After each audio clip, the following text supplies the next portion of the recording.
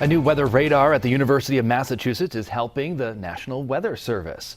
UMass is using this radar to study the difference between the new radar technology and the conventional radar currently being used by the National Weather Service. But there's actually an unexpected benefit with this. The Pioneer Valley is pretty far from the two closest radars, and that can lead to a gap in data, missing important weather features.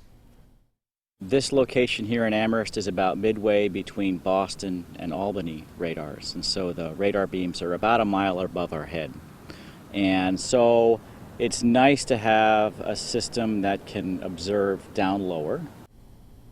So this is an example of the radar feed from the new radar in Amherst, taken from Wednesday early afternoon. The new radar is called a phased array radar, and it provides quicker scans of the surrounding area, which really is crucial during severe weather, and it also improves observations.